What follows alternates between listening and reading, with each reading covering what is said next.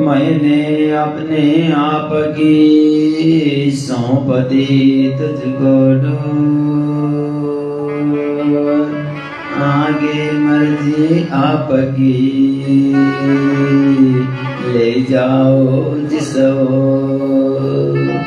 मथुरा जिनका जन्म है पहुँचे गोकुल धाम,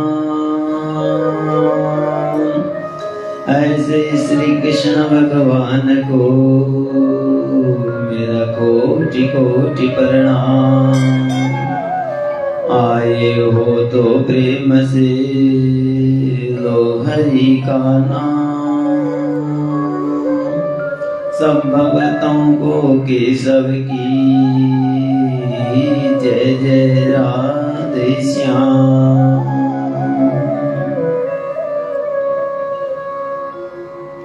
भगवान के बिहारी लाल की जय, सदगुरुदेव भगवान की जय, शंकर भगवान की जय, सच्ची दरबार की जय।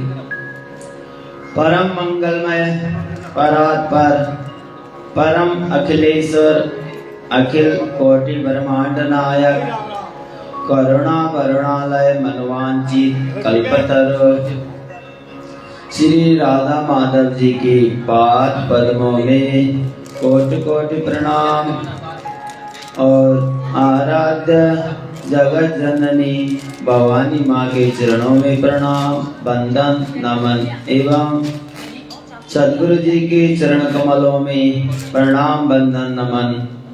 और यहाँ पर उपस्थित प्रभु श्री बालकृष्ण लाल के वांग्मय प्रतिस्वरूपा श्रीमद् भागवत सप्ताह ज्ञान यज्ञ में पधारे हुए समस्त विशिष्ट अतिथिजन एवं भगवत चरणानुरागी प्यारे सज्जन, शक्तिमती भक्तिमती मातृशक्ति माताएं बहनों,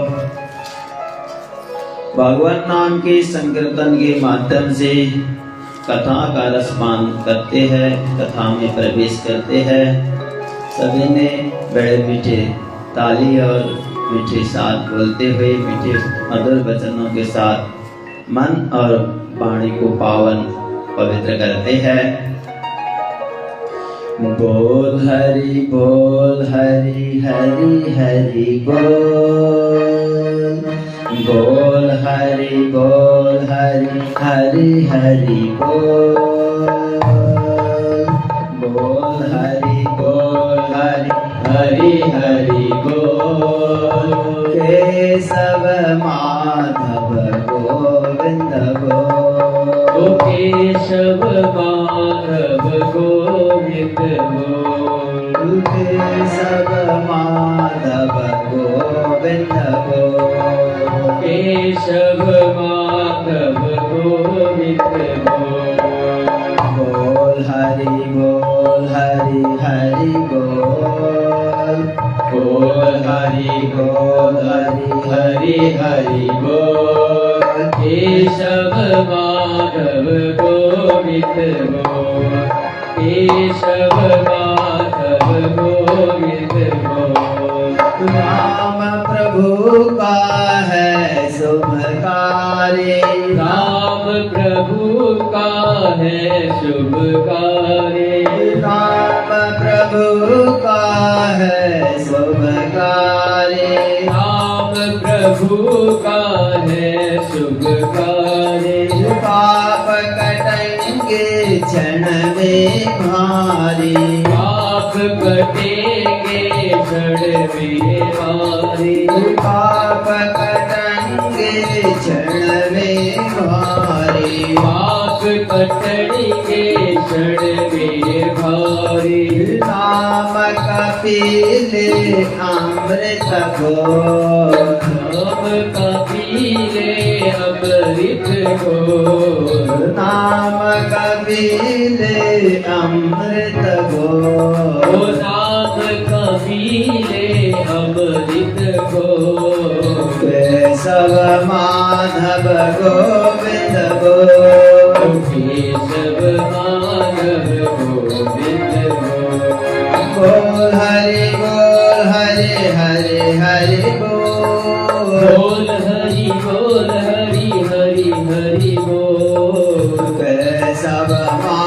माधव गोविंद बोल। केशव माधव गोविंद बोल। राम नाम के सब अधिकारी, राम नाम के सब अधिकारी, राम नाम के राम नाम के सब अधिकारी। बालक वृद्ध यौवन नर नारी, बालक वृद्ध यौवन नर नारी। हरि जप जित उत कहन डोल, हरि जप जित उत कहन डोल। केशव माधव गोविंद बोल। केशव माधव गोविंद बोल। हरि बोल हरि हरि हरि बोल। बोल हरि बोल हरि हरि हरि बोल। केशव माधव गोविंद बोल। केशव माधव गोविंद बोल। जो शरण पड़े प्रभु तारे, जो जो शरण पड़े प्रभु तारे। जो शरण पड़े प्रभु तारे। जो जो शरण पड़े प्रभु तारे। भवसागर से पार उतारे, भवसागर से पार उतारे। भवसागर से पार उतारे। भवसागर से पार उतारे। बंदे तेरा क्या लगता है, बंदे तेरा क्या लगता है। ओ केशव माधव गोविंद बोल। बोल हरि बोल हरि गोविंद बोल। बोल हरि बोल हरि गोविंद बोल। केशव माधव गोविंद बोल। केशव माधव गोविंद बोल। राधा रानी सरकार की जय, राधिकाल की जय। कल की कथा में हमने श्रवण किया राजा परीक्षित का जन्म, और उन्होंने अपने राज्याभिषेक किया, अपना राज्य चलाया, और राजा परीक्षित को श्राप मिला 7 दिन का।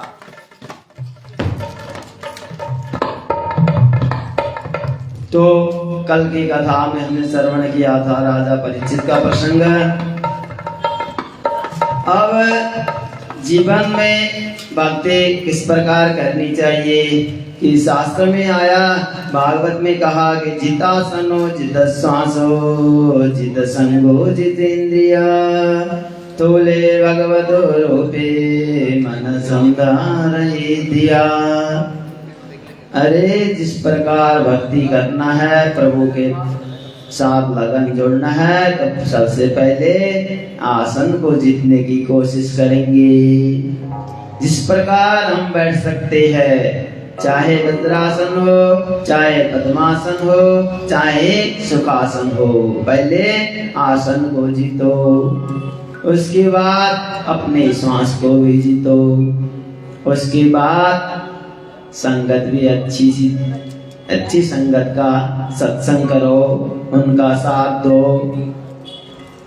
तो प्रातः काल ब्रह्म मुहूर्त में जगो। 3 प्रकार के स्नान बताए हैं, ऋषि स्नान, मनुष्य स्नान और राक्षसी स्नान। सुबह स्नान प्रातः 4 बजे तक करके स्नान करने की कोशिश करेंगे तो ऋषि स्नान में आता है, और जो 5 बजे भी स्नान करे फिर भी मनुष्य स्नान भी। जो सूर्योदय होने के बाद सब स्नान करे तो फिर तो वो स्नान राक्षसी स्नान। सुबह जल्दी अपना ना धो करके भगवान उठते ही धरती माँ को प्रणाम करना चाहिए। कराग्रे वसते लक्ष्मी, कर मध्य सरस्वती, कर मूले स्थितो ब्रह्मा, प्रभाते कर दर्शना।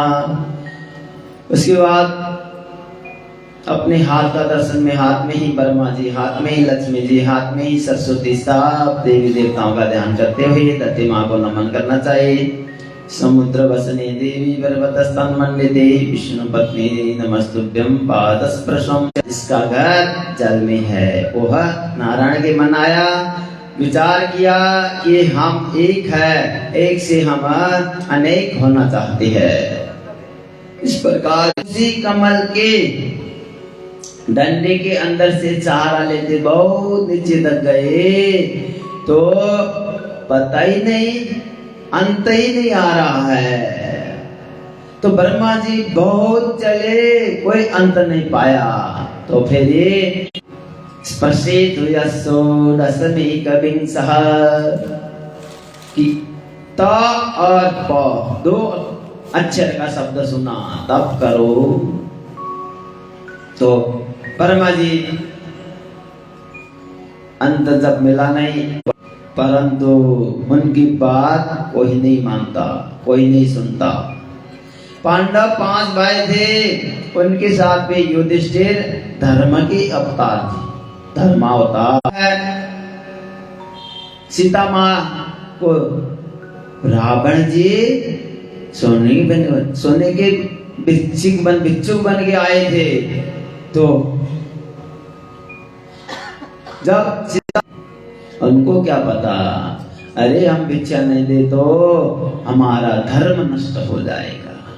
धर्म की रक्षा करना अति आवश्यक है, अति जरूरी है।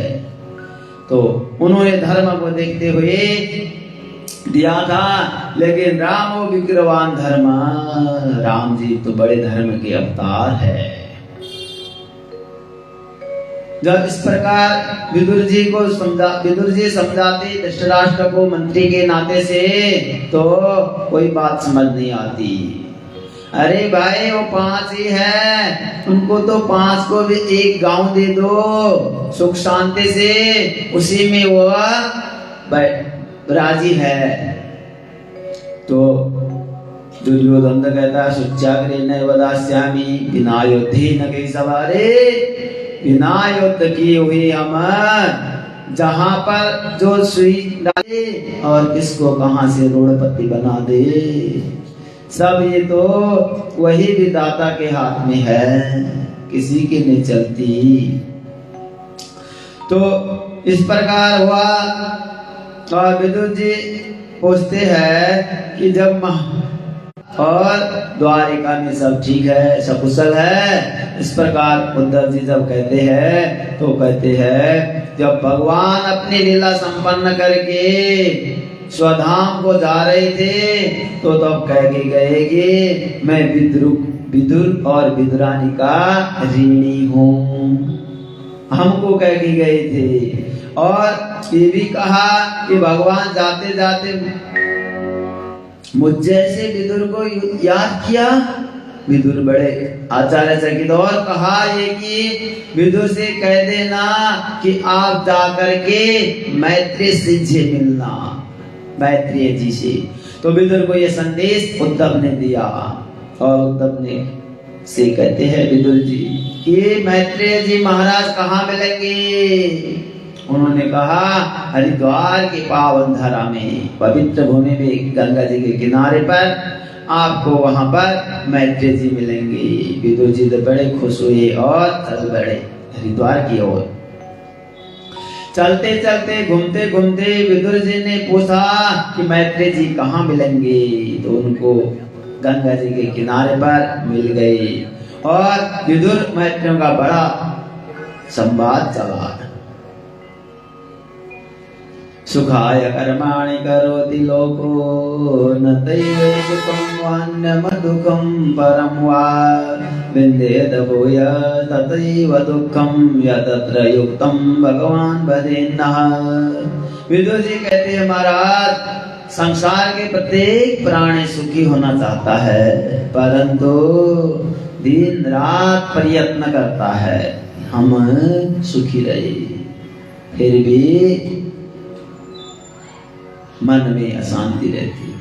अरे पहले के समय में झोपड़ी होती थी, खाने के लिए दाल रोटी होती थी, फिर भी स्वस्थ रहते थे, तंदुरुस्त रहते थे, तकड़े भी रहते थे, काम बोलो बड़े अच्छी हिसाब से करते।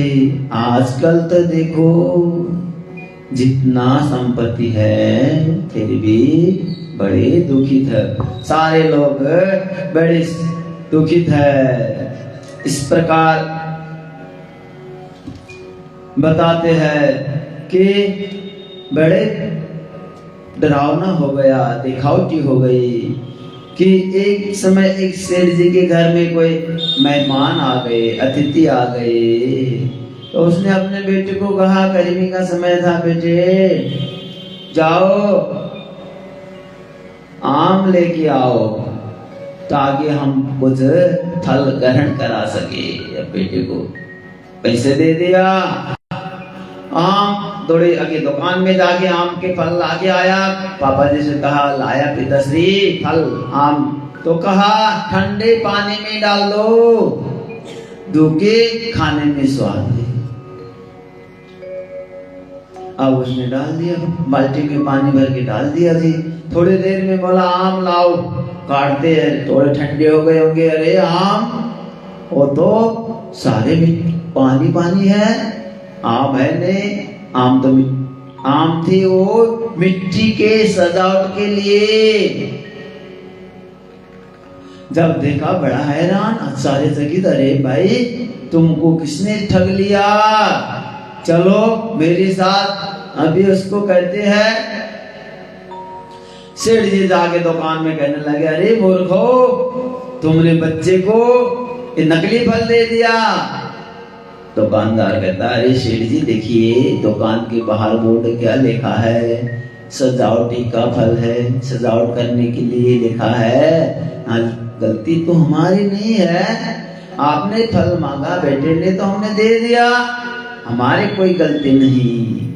इसी प्रकार आजकल के मनुष्य में भी ऐसे ही होड़ है, देखम देखा भागम भागा।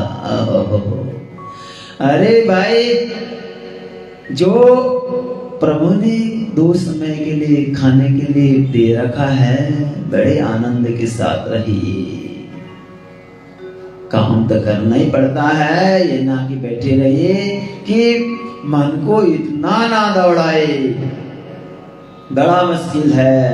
तो यहाँ से मैत्रेय जी से सृष्टि के बारे में पूछते हैं, तो विदुर जी को बड़ा उपदेश दिया और भगवान के नाभि कमल से तो कमल की उत्पत्ति हुई, उसमें ब्रह्मा जी उत्पन्न हुए। ब्रह्मा जी ने मानसिक सृष्टि प्रारंभ किया। पहले सनक, सनंदन, सनातन और संत कुमार, 4 ये कुमारों को जन्म दिया मन से, और कहा बेटे हर समय भगवान का आप हमारा साथ दो, आप गृहस्थी बनो। उन्होंने कहा हम बिल्कुल नहीं इस चक्कर में पड़ेंगे, हम तो पतितपल हरिशरणम हरिशरणम हरिशरणम, अरे भगवान की भक्ति करेंगे। तो ब्रह्मा जी ने अपने मन को समझाया, चलो कोई बात नहीं। फिर इसके बाद ब्रह्मा जी ने फिर सृष्टि किया। तो अब की बात 10 ऋषियों को, मरीचि, अत्रि, अंगिरा, पुलस्त, पुलह, कर्दो, भर्गो, वशिष्ठ, दक्ष, देवर्षि, नारद, उनको भी इसी प्रकार कहा कि भाई आपने हमारा साथ देना है, सृष्टि करनी है। तो उसमें भी उन्होंने भी कहा कि हम तो भगवान की भक्ति करेंगे, भक्ति हम गृहस्थ नहीं बनेंगे। ब्रह्मा जी को अब थोड़ा मन में क्रोध आया और ब्रह्मा जी ने क्रोधित में होकर के अपने बिरकुट से वेदन करके पीछे पटका तो भगवान रुद्र के रूप में प्रकट हुए। बोल शंकर भगवान की जय। उनको भी कहा भाई आप हमारा साथ दो, सृष्टि में सहयोग करो।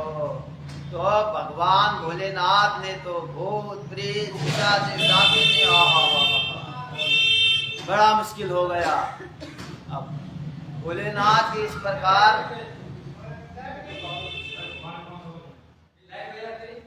भोलेनाथ ने इस प्रकार जब सृष्टि किया तो चलो कहते ब्रह्मा जी कहते हैं बस भाई बस करो, इस प्रकार की सृष्टि भी तो हमें क्या बड़े तंग करेगी। तो भगवान शंकर जी को भी रोक दिया। और अब तो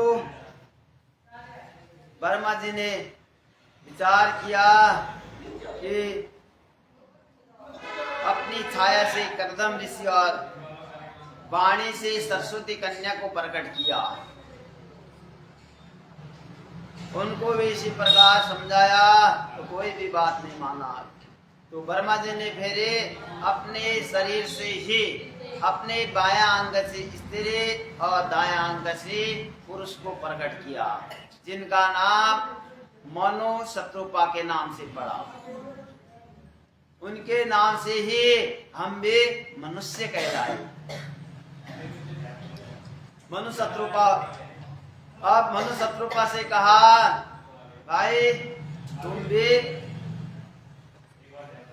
क्या करना है कि सृष्टि करो, हमारा साथ दो। इस प्रकार जब मनु शत्रुपा को ब्रह्मा जी ने कहा तो ब्रह्मा जी की बात मनु को मान तो लिया, मानने की तैयार हुई। तो कहते हैं मान तो लेंगे प्रभु, हम सृष्टि कैसे करें, किस प्रकार करें, क्योंकि पृथ्वी तो है नहीं। तब ब्रह्मा जी के नाक से छींक आई और भगवान 12 भगवान प्रकट हुए। और उन्होंने 12 भगवान कहने का मतलब सुंगर भगवान, क्योंकि उनमें सूंघने की शक्ति अधिक होती है। 12 भगवान, बोल 12 भगवान की। 12 भगवान पृथ्वी से सीधा समुद्र में प्रविष्ट हुए और पृथ्वी को लेकर के यथा स्थान पर स्थापित कर दिया।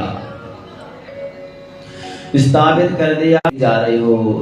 जब हिरण्याक्ष कहते हैं तो वामन भगवान कुछ नहीं बोले, ला करके पृथ्वी को यथा स्थान पर स्थापित कर दिया। और फिर बोले अब बोलो तुम क्या चाहते हो। तो वहां पर वामन भगवान ने 12 भगवान ने हिरण्याक्ष का उद्धार कर दिया।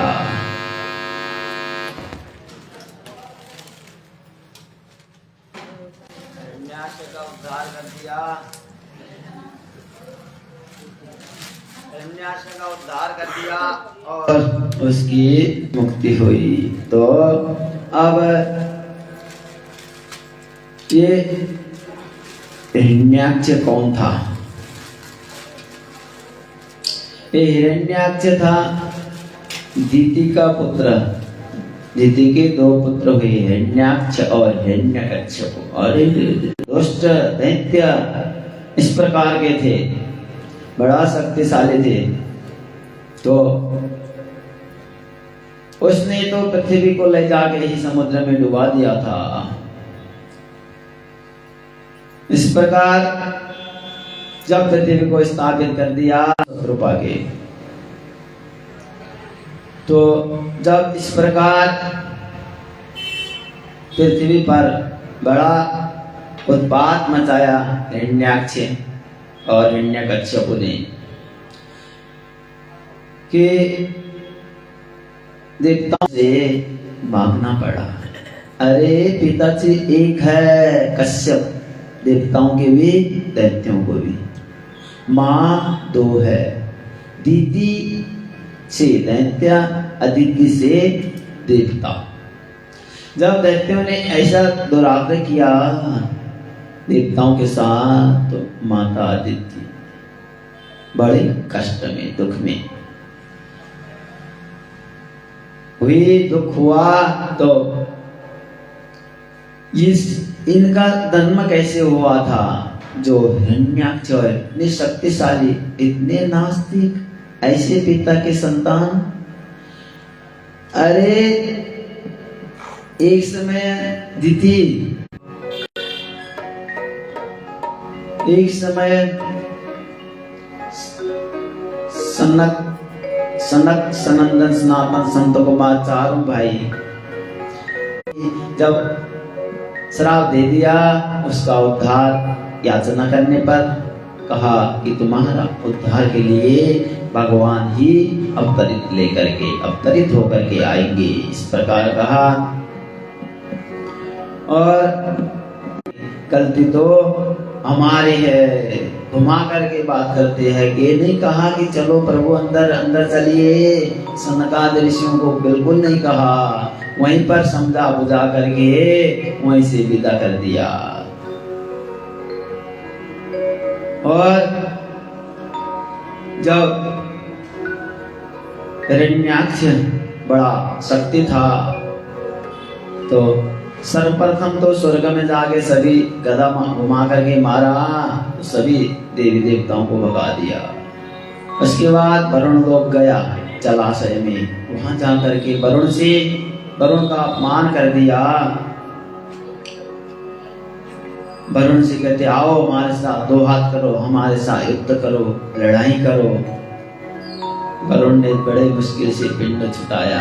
ऐसे दुष्ट से बच के रहना ही ठीक है। वहां से जब आ रहा था समुद्र से, तो नारद जी मिले। नारद जी से कहते आओ, जब भी देखो नारायण नारायण रटते रहते हो, हमारे साथ युद्ध करो। नारद जी ने कहा रे, जब तुम्हारे उम्र के हम भी थे, हमारे भी हाथ में बड़ी खुजली होती थी, हम तुम्हें आशीर्वाद देते, जल्दी तुम्हारे साथ युद्ध करने वाला आएगा। तो 12 भगवान का रूप लेकर के हिरण्याक्ष का उद्धार किया। हिरण्याक्ष का अर्थ है लोभ। तो यहाँ पे हिरण्याक्ष का उद्धार हो गया। मनुष्य प्रभु के 5 संतानों में से देवभूति का विवाह कर्दम ऋषि के साथ हुआ। और बड़ा कर्दम जी की कुटिया बड़ी तपस्थली थी, बड़े। और कर्दम ऋषि तो तपस्या में बड़े ऋषि है, अपने भगवान के पति, अरे राजा की बेटी है, मनुष्य कृपा की देवभूति। जब देवभूति उनकी कुटिया में गई, तो वहां का जैसा वातावरण सुहावना सुंदर। अरे एक सरोवर है, उसी में बिल्ली पानी पी रही, उसी में चूहे पानी पी रही, उसी में बकरी पानी पी रही, उसी में शेर पानी पी रहा है।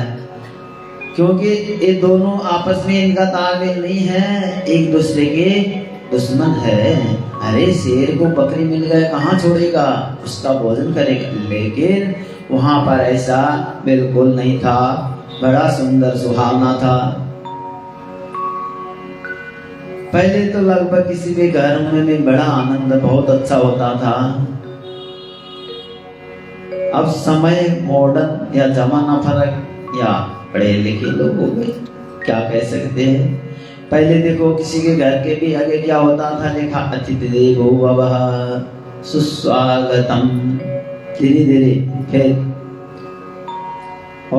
फिर यहाँ से निकले जो नर नारी, सबको सीता राम हमारी, इस प्रकार लिखा होता था। उसके बाद समय बदलता गया, अब मॉडर्न आ गया समय। अब उसके बाद वेलकम, शुभ लाभ ऐसा मिलने लगा।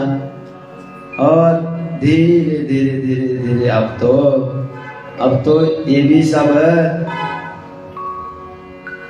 अब तो घरों के आगे बोर्ड लगे रहते हैं, कुत्तों से सावधान। अरे जान बचाई सो लाखों पाया, लौट के बुद्धू घर को आया। अरे समय का बड़ा देखो कैसे है, घरों में किसी के जा भी नहीं सकते हैं। अरे रे रे रे बड़े बड़े है तो समय है, क्योंकि जिस घर में जैसे कुत्ते होते हैं उस घर का कोई भी भोजन प्रसाद कुछ भी तो भगवान भी स्वीकार नहीं करते हैं, क्योंकि घर के अंदर तो उनको रखना छोड़ो, भोजन ही नहीं कराते। रखने की बात तो छोड़ो, उनको बाहर भोजन कराना चाहिए। लास्ट की रोटी निकाल के रख दो, बाहर उनको खिला दो। आगे ये अपना विचार है। तो कर्दम जी का बड़ा सुंदर, और कर्दम ऋषि तपस्या में लग गए। तो ओहो तपस्या लग जाती है, पता ही नहीं चलता कितने साल बीत जाते हैं। फिर भी देवहूति बड़े सहनशीलता से धैर्य के साथ उनकी सेवा में संलग्न रही। जब समाधि खुली तो कर्दम ऋषि देखते हैं, आहा उसका शरीर देवहूति का जर्जरित हो चुका था, वृद्ध अवस्था बुजुर्ग सी हो गई थी। तब पूछते हैं तुम कौन हो? अरे महाराज मेरे साथ आपकी शादी हुई है, मैं वही देवहूति मनु शत्रुघ्न के बेटी हूँ, आप तो सब कुछ भूल गए। जब इस प्रकार का उनकी स्थिति देखी तो देवहूति की स्थिति से उनको मन में विचार आया, जाओ जो सरोवर है इसमें नहा आओ। जब कर्दम ऋषि की बात आज्ञा का पालन किया तो नहा आई तो सारा जो शरीर का वयोवृद्ध था सब दूर हो गया, क्योंकि इतने भक्ति होती थी। भक्ति का करने से शक्ति मिल जाती है। इस लोक परलोक को सुधारना है तो भगवान की भक्ति में संलग्न रहना है। भगवान की भक्ति बड़ी निराली होती है, इस लोक को भी तार देती है और परलोक को भी तार देती है। तारने के लिए तो ये भगवान ने हमें 84 लाख योनियों में ये मनुष्य देह दिया है। ये हमको इस लोक को तार करके परलोक तक पहुंचा देंगे। इस लोक तारने के लिए देखो मनुष्य देह मिला है, तो हमें इसको ऐसे ही नहीं गवाना चाहिए। बड़ा कीमती समय है, भगवान ने दिया है, इस लोक को भी तार देगा ये मनुष्य शरीर ले, परंतु तभी तारेगा हम इस प्रकार के सत आचरण करेंगे, सत्कर्म करेंगे। तो इसीलिए भगवान ने बड़ा ये हमें अनमोल जीवन दिया है। बोलिए बांके बिहारी लाल की वो तारा है सारा जमाना, शाम हमको भी तारो। और भी ताली बजा के सभी मिलकर गाएंगे। तारा है सारा जमाना, शाम हमको भी तारो।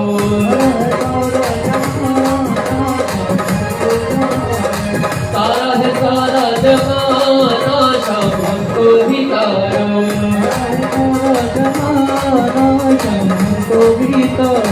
हमको भी तारो शाम हमको भी तारो। हमको भी तारो शाम हमको भी तारो। हमको भी तारो शाम हमको भी तारो। हमको भी तारो शाम हमको भी तारो। तारा है सारा जमाना, शाम हमको भी तारो। तारा है सारा जमाना, शाम हमको भी तारो।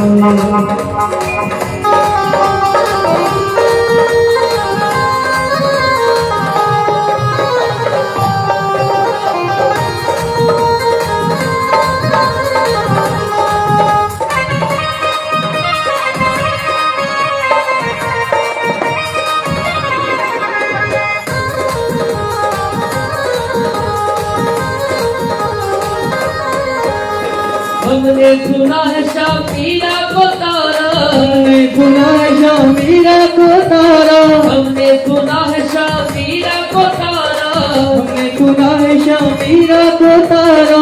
वीणा का करके बहाना श्याम हमको भी तारो, तारा है तारा जमाना श्याम हमको भी तारो, तारा है तारा जमाना श्याम हमको भी तारो, तारा है तारा जमाना श्याम हमको भी तारो।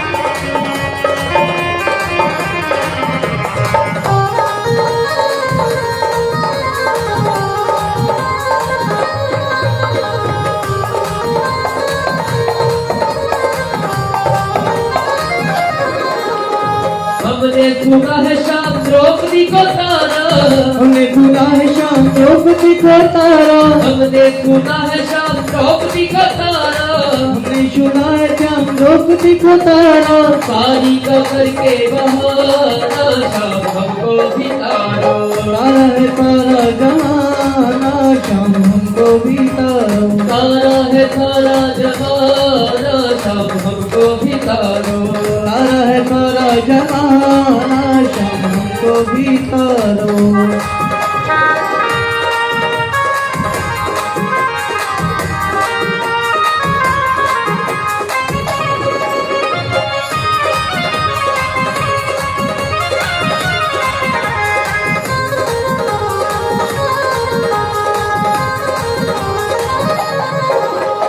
हमने सुना है श्याम गणिका को तारा, हमने सुना है श्याम लड़का को तारा, हमने सुना है श्याम गणिका को तारा, हमने सुना है श्याम लड़का को तारा। तोते का करके बहाना श्याम हमको भी तारो, तारा है तारा जमाना श्याम हमको भी तारो, तारा है तारा जमाना श्याम हमको भी तारो, तारा है तारा जमाना श्याम हमको भी तारो।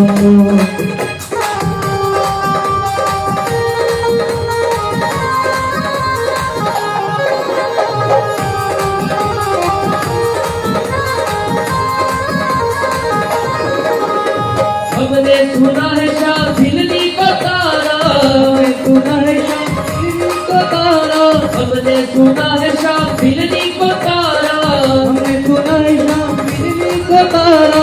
पेड़ों का करके बहाना श्याम हमको भी तारो, तारा है तारा जमाना श्याम हमको भी तारो, वो तारा है तारा जमाना श्याम हमको भी तारो, तारा है तारा जमाना श्याम हमको भी तारो, हमको भी तारो श्याम हमको भी तारो, हमको भी तारो श्याम हमको भी तारो, हमको भी तारो श्याम हमको भी तारो, हमको भी तारो श्याम हमको भी तारो। तारा है तारा जमाना श्याम हमको भी तारो, तारा है तारा जमाना श्याम हमको भी तारो, तारा है तारा जमाना श्याम हमको भी तारो, तारा है तारा जमाना श्याम हमको भी तारो। बोलिए बात के बिहारी लाल की। इसी प्रकार करदम जी ने बड़ी तपस्या किया। तपस्या से देखो प्रभु की कृपा हुई, जो उसके धर्मपत्नी देवहूति थी, बड़े सुंदर सब सरोवर में स्नान कराई, बड़े सुंदर नवयुवक बन गई। और यहीं पर उन्होंने एक करदम जी ने एक विमान की स्थापना की, कामुक विमान, जो मन के संकल्प के माध्यम से चलने वाला।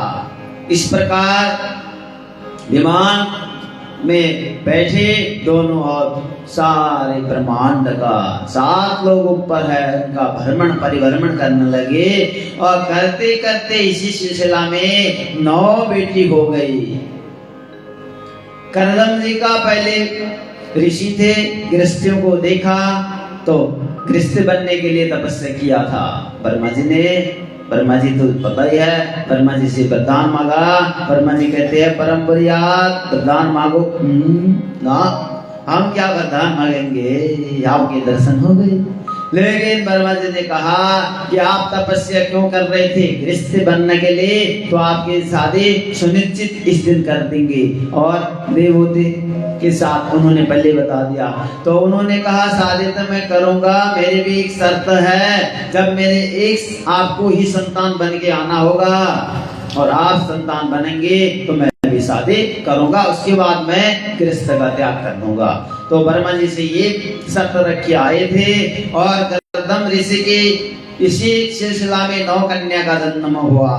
तो कर्दम को याद आया कि मैंने एक संतान कहा था, 9 संतान हो गई। तो अपने देवी से कहते हैं कि देवी हम तो अब घर का त्याग कर रहे हैं। देवी ने कहा अरे प्रभु, जो हमारे 9 बेटी है ये बिहार देंगे तो ये तो अपने घर जाएंगे, मैं किसके सहारा रहूंगी, मेरा सहारा कौन होगा। तो कर्दम ऋषि को याद आया कि भगवान ने कहा था कि मैं आपका बेटा बन के आऊंगा। तो समय बीता तो भगवान कपिल देव के रूप में प्रकट हो गए कर्दम ऋषि के घर पे। इसी खुशी में भगवान विधाता ब्रह्मा जी भी आए, बधाई देने के लिए, सांत्वना देने के लिए, और साथ में अपने 9 बेटियों को भी लाए। और कर्दम ऋषि ने ब्रह्मा जी की चरणों का ध्यान करके प्रार्थना विनती किया, प्रभु आपके जो 9 बेटे हैं, हमारी 9 बेटी है, न आपको भागना पड़ेगा न हमको, हम इनका विवाह कर देते हैं। तो ब्रह्मा जी राजी हो गए और कर्दम ऋषि के जो 9 बेटियां थी उनका विवाह ब्रह्मा जी के 9 बेटों के साथ कर दिया। मरीचि के साथ कला का विवाह इस प्रकार अत्रि, अनसुईया, वशिष्ठ, अरुंधति, बिरको, ख्याति, अथर्वण, शांति, करतो, क्रिया, पुलस्त्य, हविगो, अंगिरा, गति और करतो, श्रद्धा, ये 9 देवियों के साथ 9 ऋषियों का विवाह कर दिया।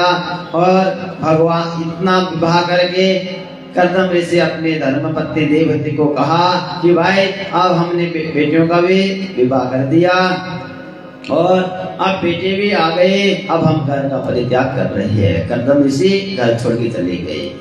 और कपिल देव भगवान ने अपनी माता श्री को सांख्य शास्त्र का ज्ञान दिया, मार्गदर्शन किया। कहीं कहीं पर अब हम कथा थोड़ा थोड़ा छोटी भी करेंगे, क्यों हमने आगे जन्म तक पहुंचना है। अभी यात्रा बहुत दूर लंबी है तो कहीं कहीं छटपट शॉर्ट भी कर देंगे।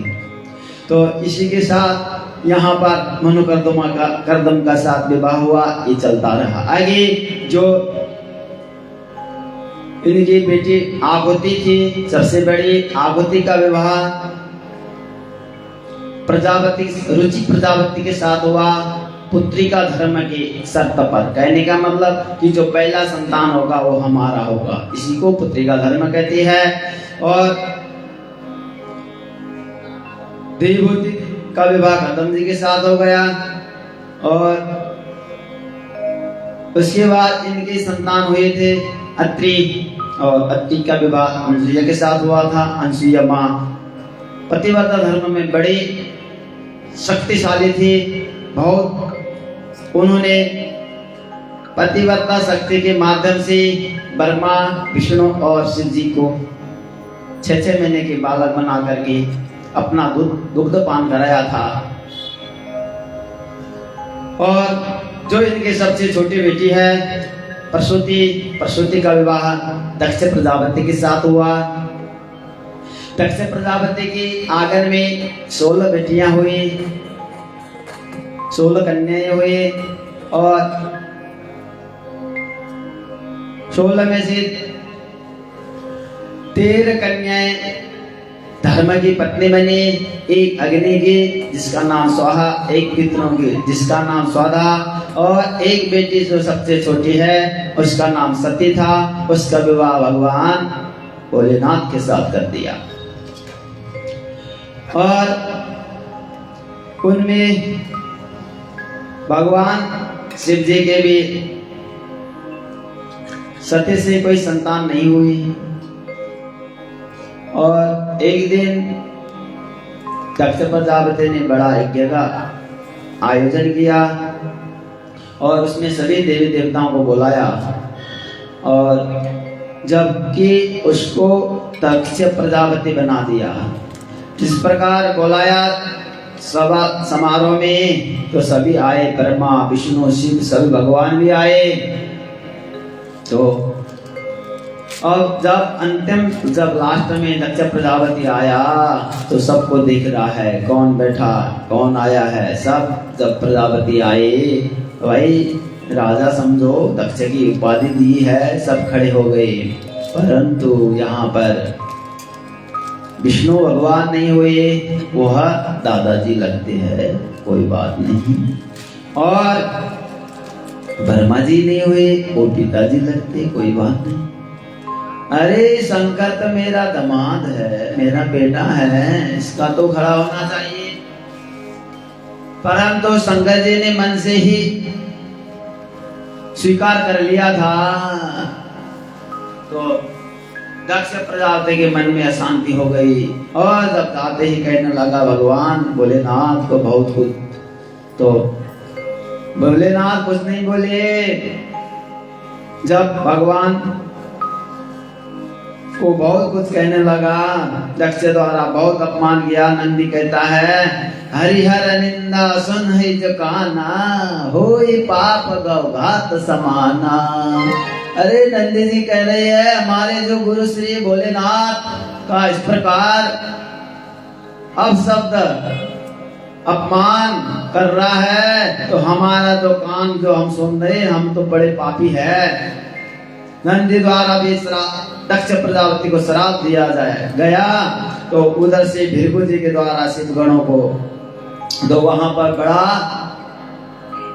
आपस में द्वंद्व होने लगा। सकवा भगवान भोलेनाथ ने कहा चलो यहाँ से निकलो, क्योंकि जहाँ पे दोनों लोग आपस में ज्यादा बोलने लग गए तो फिर तो महाभारत ही हो गया, झगड़े हो गया, क्लेश बड़ा हो गया। भगवान भोलेनाथ ने अपने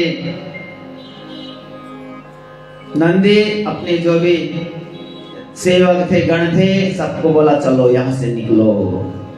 लेकिन दक्ष के मन में गांठ पड़ गई रहे, मन धागा प्रेम का मत तोड़ो चटका, टूटी सी फिर ना झूठे झूठे गांठ पड़ जाए।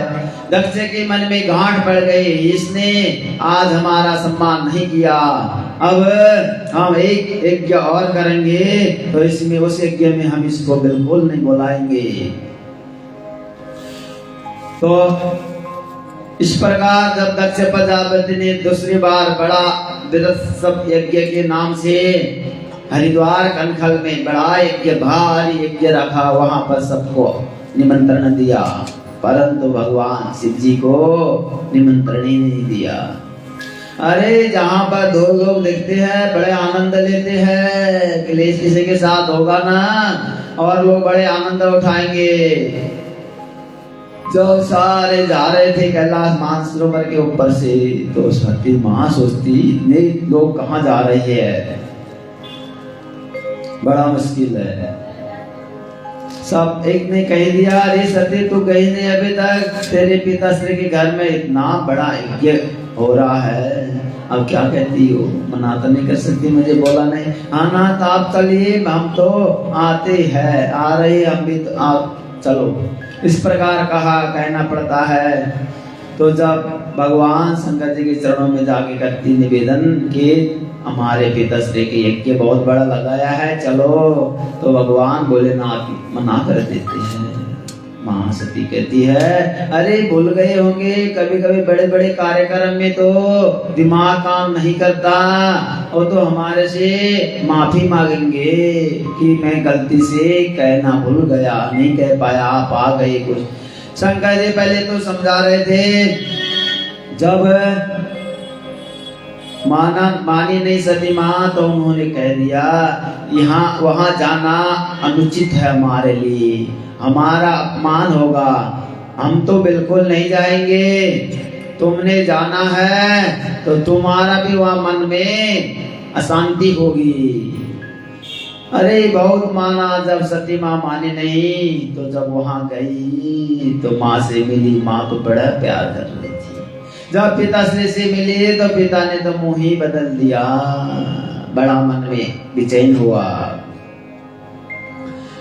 अब जब उधर अपने बहनों सबको मिल रही है, वो तो सारे मजा आनंद ले रही है। अरे इतने लेट आए, अभी तक क्यों लेट किया, लोग बड़ा स्वाद लेते हैं। और जब यज्ञ में जाके देखा, सारे देवी देवताओं का बड़े बड़े आसन लगा रखी है, सबकी पूजा, सबके नाम से ओम विष्णवे स्वाहा, ब्रह्मणी स्वाहा। शंकर जी का कोई नाम नहीं। सती माँ से रहा ही नहीं गया। अपना अपमान तो वो सह गए, परंतु भोलेनाथ का न कोई पूजा का स्थान, न कुछ भी, बड़ा मुश्किल हो गया। उन्होंने तो योगाग्नि से अग्नि प्रकट करके अपना शरीर समाप्त कर दिया। जब भगवान शंकर जी को ये संदेश मिला कि सती ने अपना प्राणांत कर दिया, भगवान शंकर को बड़ा क्रोधित हुए। अपनी जटा लेकर के जोर से धरा पृथ्वी पर मारा तो वहां से वीरभद्र नाम का काला काला पुत्रार रूप वाला प्रकट हुआ। कहा कि जाओ कनखल में जहां पर दक्ष प्रजापति का यज्ञ चल रहा है उसका समाप्त करो। दक्ष प्रजापति ने जाकर के जब इस प्रकार उसके यज्ञ में वीरभद्र अपने सैन्य शक्ति के साथ गया, जब वहां पे गया, इतने अंधेरे, इतने हवा, इतने उरी आई तो दूर से ही लग गया। अब सपन हो गए, एक मंडप बड़ा बिखरने लग गया। अब जो वीरभद्र के बल से जो पहले भी शिव के गढ़ भागे थे डर से, वो भी उनके साथ। पहले तो सबसे दक्ष का सिर काट के गोविंदाय नमो नमः, और भृगु ऋषि की दाढ़ी, किसी के बाल, बड़ा मुश्किल हो गया, बड़े मुश्किल में हो गया। यज्ञ पूर्ण ही नहीं हुआ। सारे देवी देवता मिलके भगवान भोलेनाथ के चरणों में गए, प्रभु किस प्रकार इस यज्ञ की तो पूर्णाहुति करना जरूरी है, यज्ञ अधूरा रहेगा। इस प्रकार भोलेनाथ को छेड़े दुष्टा छेड़े दुष्टा दुष्टा दुष्टा छेड़े छेड़े। अरे भगवान तो भोलेनाथ अवगढ़दानी है, गुस्सा होते तो क्षण में शांति हो जाती, क्षण में। आशुतोष भगवान है।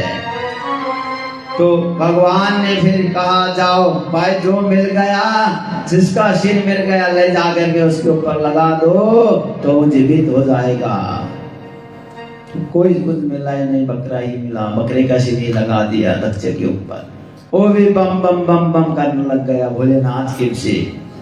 बड़े दुष्ट इसी प्रकार बड़े ध्यान से भगवान तो इस प्रकार यज्ञ पूर्ण सभी देवी देवताओं ने जाकर करवाया।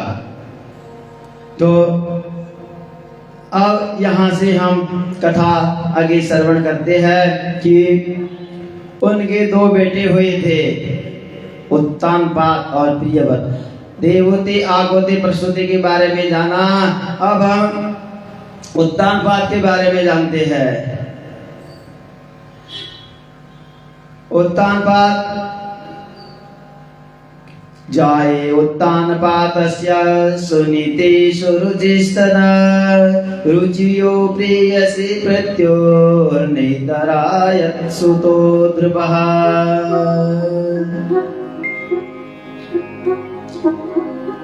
जो उत्तानपाद के दो पत्नी है, सुनीति और सुरुचि,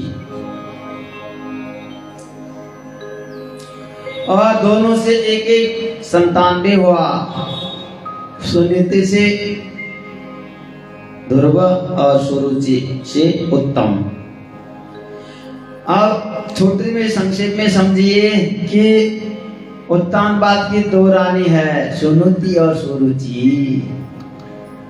अरे उत्तानपाद कौन है? हम लोग ही उत्तानपाद है। जब जीव माँ के पेट में, माँ के उदर में रहता है तो उसके पैर ऊपर और सिर नीचे रहता है, उत्तानपाद। दो उसकी पत्नी कौन है? सुनुति और सुरुचि। अरे हमारे भी दो पत्नी समझो। एक तो हम अपने मन से सुंदर नीति से चलते हैं, धर्मानुसरण करते हैं। एक हम अपनी मर्जी भी कर लेते हैं, मनमानी भी कर लेते हैं। सुरुचि अपने मन से चलो। तो इसी प्रकार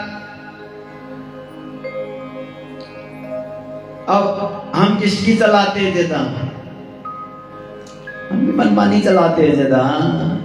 सुनीति में तो कौन था आजकल तक कोई बिल्ला ही चल पाए जी। और कंधे रंधे पंडित जी और कितने कंधा सो की कंधे है।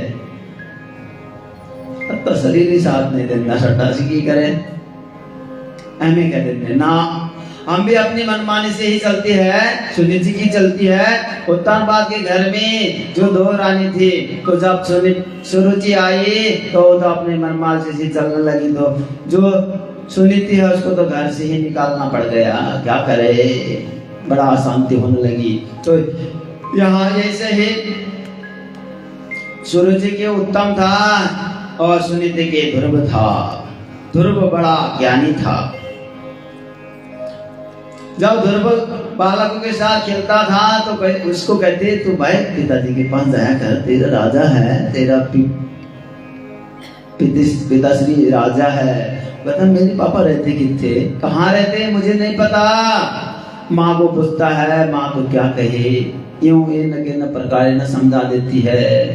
अगले बालक कहते चल तुझे हम ले जाते तेरे पिता के पास मिलाते हैं। इस प्रकार लेके गए। तो जब पिता ने गोद में लिया तो सुरुचि तो कहाँ रहती? सुरुचि तो कहती तपसाराध्य पुरुषम तस्यैवानुग्रहेण मे गर्भे तम साधयात्मानं यदिच्छसि निर्वासन। रे तूने इस गद्दे में बैठना है, मेरे कोख से जन्म लेके आना है। बड़े बड़े इस प्रकार के कठोर वचन बोलने लगी। बिल्कुल नहीं बैठ सकता, इसको हटाओ। आओ तो रोता हुआ अपनी माँ के पास गया। अरे माँ वो तो बहुत अपशब्द कहती है। ना ना क्या बोला? वो कहती तपस्या करो, भगवान की भक्ति करो, और भगवान को भी अपमानित कर दिया कि वर मांगो कि मेरी कोख से जन्म होने का। अरे कोई नहीं, वो तो तेरी माँ है। अरे सही कहा, माँ का फर्ज है भगवान की तपस्या भक्ति करो। वो कहते माँ आप भी उनकी साथ लग रहे हो, सही कह रहे हो। तो भाई सही तो कहा बेटे, अगर हम होते यहाँ पे चल अभी ऐसा कैसे कह दिया। बस वहीं पे महाभारत। तो उसने सांत्वना दिया। फिर दुर्गति कहते भगवान कहाँ मिलेंगे? अरे हरि व्यापक सर्वत्र समाना प्रेमते प्रकट होए में जाना ईशावास्यमिदं सर्वम। भगवान तो सब जगह है, प्रत्येक अणु कण कण में विराजमान है, देखने की शक्ति है। तो द्रौपदी फिर माँ के इस प्रकार कहने पर एक ही इशारा में घर का परित्याग कर दिया और चल दिए। चलते रास्ते में भगवान नारायण श्री नारद जी मिले। नारद जी को प्रणाम किया, साष्टांग दंडों में प्रणाम करके। तो नारद जी कहते हैं अरे बच्चे, अरे बालक, ऐसे जंगल में कहाँ जा रहे हो? हम तो भगवान की भक्ति करने के लिए। हो इतनी छोटी उम्र में कोई भक्ति होती है? तुम अभी माँ के सानिध्य में रहो। तुम्हारा जंगल में तो शेर तुमको ग्रास कर जाएगा, खा जाएगा। तो ना ना ना ना, सभी जगह भगवान होते हैं। हरि व्यापक सर्वत्र समाना, प्रेम ते प्रकट होए में जाना। प्रत्येक प्राणी प्राणी में, कण कण में भगवान होते हैं। तो नारद जी समझ गए पक्का है। पहले तो आते ही साष्टांग प्रणाम किया था। तो इसी में नारद जी ने उनको मंत्र दे दिया, गुरु मंत्र, ओम नमो भगवते वासुदेवाय। इस मंत्र का जाप करो, जाओ निधिवन में जाकर के, मधुबन में जाकर के। तो बड़े तपस्या तथा हम अब थोड़े सरस्वती में चलते रही रहेंगे कि उन्होंने बड़ी कठिन तपस्या किया। तिर्रान थे कवित्तम वादरम। अरे मधुबन निधिवन में जाकर के 3 दिन के बाद फलाहार करना शुरू कर दिया। पहले महीने 1 महीने में 3 दिन के बाद, दूसरे महीने में द्वितीय चौदथा मासे षष्ठे भगे हनी। दूसरे महीने में 6 दिन में बेलपत्तर, दुर्बा, हरी घास खाना। तीसरे महीने में 9 दिन में जल पीना। चौथे महीने में 12 दिन में हवा वायु को खाना। 5वें महीने में श्वास को 10वें द्वार में ले गए, रोक दिया। तो भगवान का आगमन होना ही पड़ा।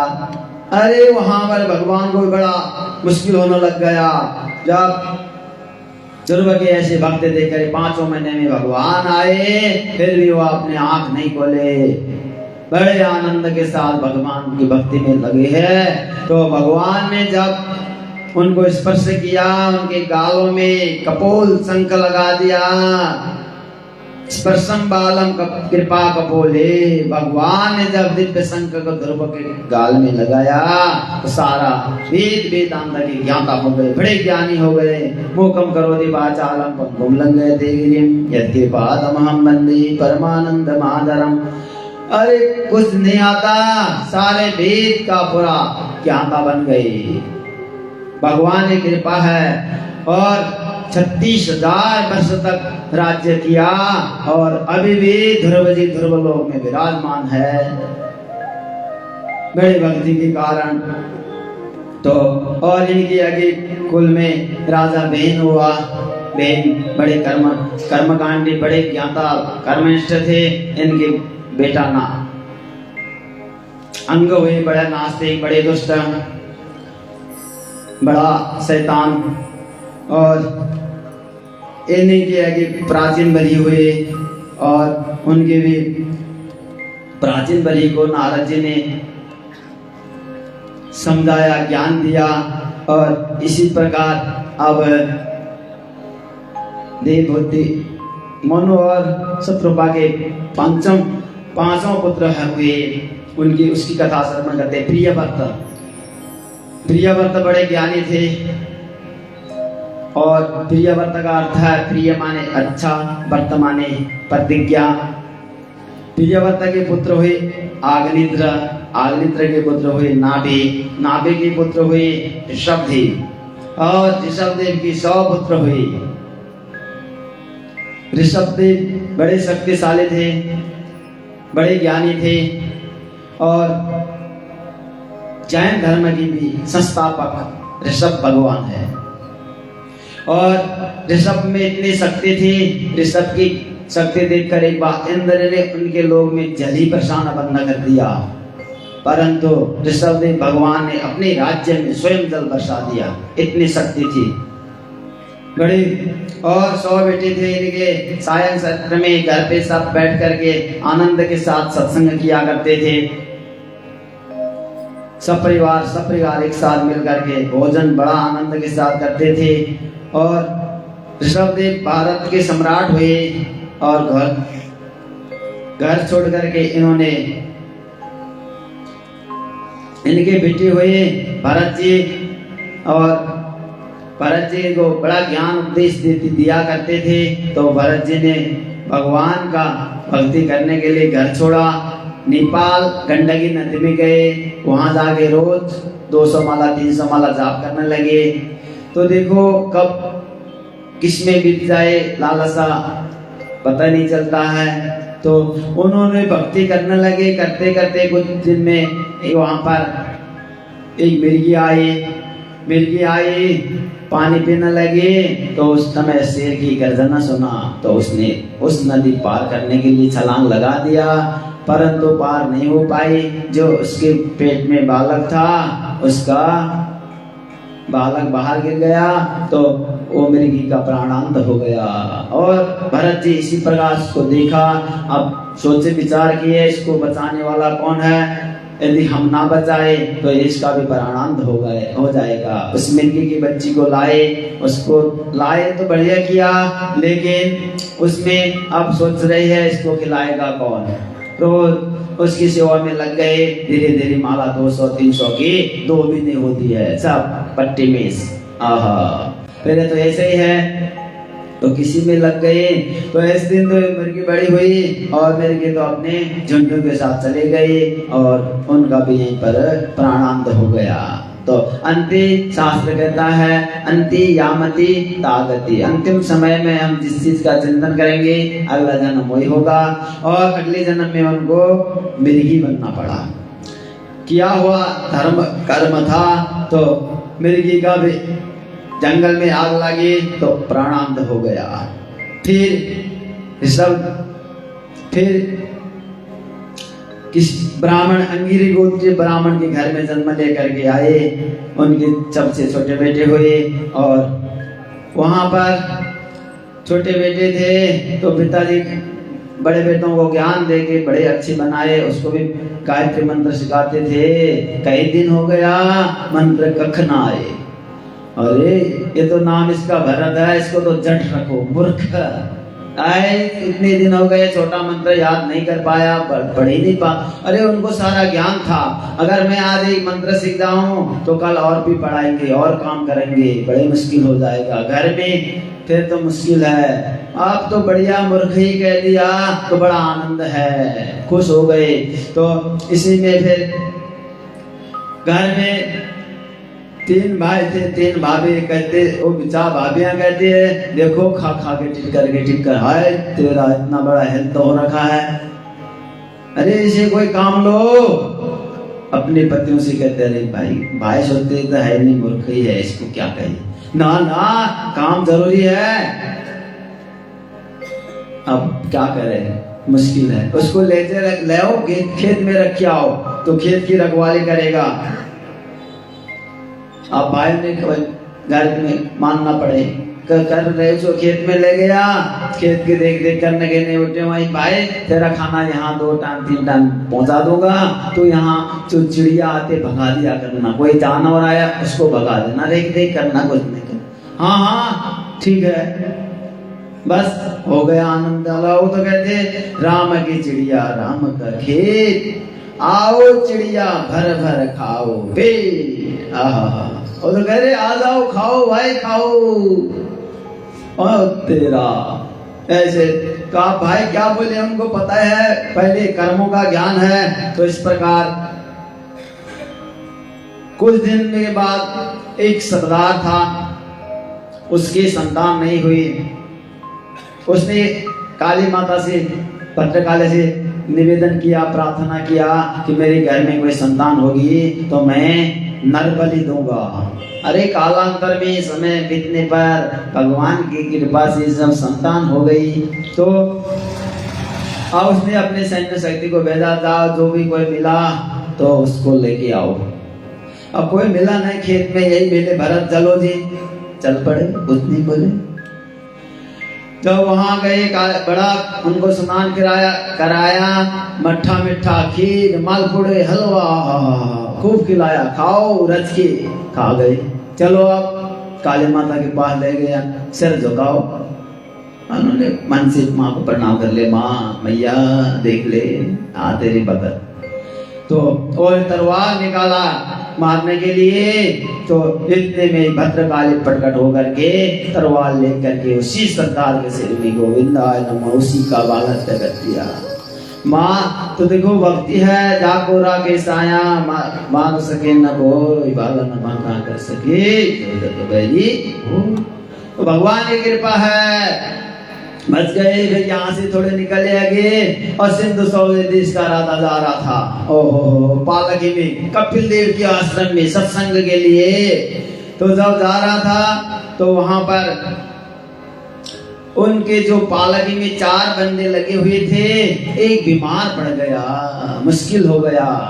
तो राजा से बोला, प्रभु ये तो एक बंदा हमारा बीमार हो गया, हमारा साथी। राजा कहता है जो मिल गया लगाओ, हम राजा है। और कोई मिले नहीं, जट भरा धारे हट्टे कट्टे के थे, पकड़ लिया, आओ रख दिया, ठीक है भाई। अरे अच्छा, वो बोलते नहीं, बड़े समझदार थे। तो चलते समय बड़े ध्यान से देख के चलते थे, हमारे पैर के नीचे कोई जीप चींटी कोई कम कीड़ी ना आए। बड़े तब पैर दबाए वो देख के रहेंगे तो अपना बैलेंस हिल जाए तो ऊपर पालके में बैठे हुए बनने का क्या हाल होगा। ओ तो राजा का सिर रखता बार बार पालकी में, और राजा कहता अरे भाई तुम मुझे मारोगे, चलने नहीं आता। जब राजा इस प्रकार कहता, अरे महाराज जो अभी लगा है ना ये बड़ा दुबला पतला है, ये तो ढो नहीं पा रहा है, कंधा नहीं दे पा। जब राजा ने ऐसे नीचे निगाह लगा के देखा, अरे बड़ा हष्ट पुष्ट है, अरे पता नहीं तुमको चलना नहीं आता है।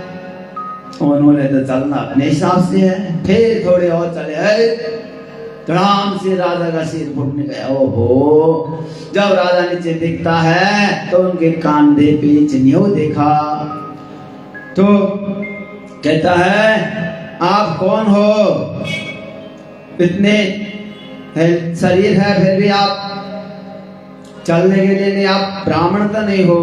तो अब वहां पर भरत जी को बोलना ही पड़ा, अरे राजन तुम महामूर्ख हो, तुम कहाँ जा रहे हो, ज्ञान लेने के लिए कपिल देव के आश्रम में जा रहे हो। अरे जा रहे हो, भगवान ने तुम्हें शरीर दिया, चल के जाओ, पालके में बैठे हो, तुम्हें अभी ज्ञान की क्या ज्ञान लोगे, दूसरे को कष्ट देकर के ज्ञान क्या लोगे। तो यहाँ पर जड़ भरत ने बड़े ज्ञान दिया, और तो राजा सिंधु सौदी देश का राजा वहां से ही वापिस हो गया। इन्होंने बुरा ज्ञान दे दिया, आज हम ब्राह्मण हैं, आज भी हम इसको ज्ञान नहीं देंगे तो ये इसका राजा होने का क्या फायदा। तो यही ये तीनों के नाम से देखो भारत के देश का नाम पड़ा। कैकेयी पुत्र भरत, शकुंतला पुत्र भरत और ऋषभदेव नंदन पुत्र भरत, ये तीनों के नाम से भारत वर्ष नाम पड़ा, नहीं तो इलावर्त था। तो यहीं पर यहाँ से वापस हो गई। और भागवत में 28 प्रकार के नरकों का वर्णन आता है। जो व्यक्ति जिस प्रकार के पाप करेगा या पाप हो गए और उसी प्रकार के नरक में दिया जाएगा। अरे पाप तो हर इंसान से होते हैं, इससे बचने का कोई उपाय है? सौनकादि से पूछ रही है, राजा परीक्षित पूछ रहा है सुखदेव जी से, तो बोला नाम संकीर्तनम यस्य सर्व पाप प्रणाशनम प्रणामो दुख समनः तन्नमामि हरिं परम। अरे पाप हो जाते हैं, भगवान के नाम का संकीर्तन करोगे सब पाप भस्मीभूत हो जाएंगे। अरे ऐसा कोई हुआ भी है? ऐसा कोई हुआ है तो देखिए, अजामिल उपाख्यान दिया। एक कन्नौज में रहने वाला ब्राह्मण कुल में जन्म लिया अजामिल ने, पाठशाला में जाकर के पढ़ने लगा। पढ़ते पढ़ते एक दिन रोज समीदा लाने के लिए जंगल में भेजते थे गुरुजी, समीदा लाके आनी पड़ती है। समीदा कहने का मतलब लकड़ी, हमें समझोगे तुसी, लकड़ी लाना भेजते थे। तो जाते थे, तो जाते जाते रोज जाते बड़े अच्छे थे, पर ये हमारे आंख और कान इतने बदमाश है, बड़े शैतान है, और मन भी। तो हम रोज जाता था वहां पर, कुछ प्रकार के ऐसा उटपटा दृश्य देख लिया। एक दिन, 2 दिन, 3 दिन मन ही खराब हो गया। बड़ा बदमाश है मन, बहुत मुश्किल है। तो वहां पर उसने सब लोग पाठशाला में पढ़ता था सब छोड़ दिया। अरे वहां से एक वैश्य के साथ रहा, वही रहने लगा, बड़ा मुश्किल हो गया। इसीलिए आंख कान को बड़े साम के रखो, मन को भी, क्योंकि भगवान ने आंख दिया है भगवान के दर्शन करने के लिए, कान दिया है भगवान के सत्संग कथा श्रवण करने के लिए, हरि नाम का संकीर्तन सुनने के लिए।